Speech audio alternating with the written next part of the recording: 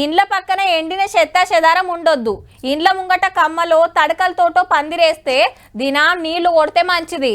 ఇంట్లో వైర్లు మంచిగున్నాయో లేదో ఎప్పటికప్పుడు చెకింగ్ చేసుకోవాలి. బండ్లలో ఫుల్ ట్యాంక్ పెట్రోల్ కొట్టియొద్దు. కరెంటు బండ్లకు ఛార్జింగ్ పెడతప్పుడు పైలంగా ఉండాలని ఎండాకాలం రాగానే జాగ్రత్తలు చెప్తుంటారు. అగ్ని ప్రమాదాలు జరిగే ఛాన్స్ ఎక్కువ ఉంటుంది మరి ఈ టైంలా. అయ్యో, బిల్డింగ్ కు అగ్గంటుకున్నది. చుట్టూరా పొగ, లోపట పబ్లిక్. రప్ప రప్ప ఫైర్ ఇంజన్లు వచ్చినాయి.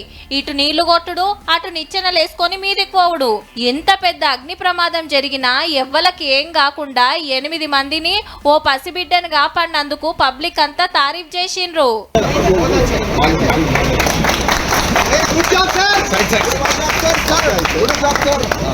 హైదరాబాద్ అఫ్జల్గంజ్ ఏరియాల గీ అపార్ట్మెంట్ 3వ అంతరంలో మంటలు వచ్చినాయట. చూస్తుండగానే బిల్డింగ్ మొత్తం అంటుకున్నది. ఎమ్మటే ఫోన్ కొడితే 4 ఫైర్ ఇంజన్లు పెట్టి మంటలార్పిండ్రు. ఇగిటు చూడుండ్రి, రిమోట్ ఒత్తుతుంటే ఎటంటే అటు పోతుంది. Robot fire fighter.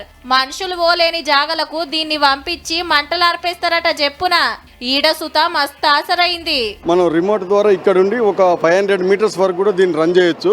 అక్కడి నుంచి ఒక 60 మీటర్స్ వరకు కూడా దీన్ని జెట్ యూజ్ చేయడం జరుగుద్ది. దీన్ని మెట్ల ద్వారా కూడా పైకి పంపించవచ్చు. షార్ట్ సర్క్యూట్ తోటి ప్రమాదం జరిగిందట. అయితే పై యంత్రంలో చిన్న ప్లాస్టిక్ గోడన సొంటిది ఉన్నదట. గందుకే పొగ ఎక్కువ కమ్మేసింది అంటున్నారు. లేచినాలే మంచుకున్నట్టుంది. ఎవ్వలకేం కాలేదు. రిస్క్ చేసి పబ్లిక్ ను కాపాడిన ఫైర్ ఇంజన్ వాళ్లకు సెల్యూట్.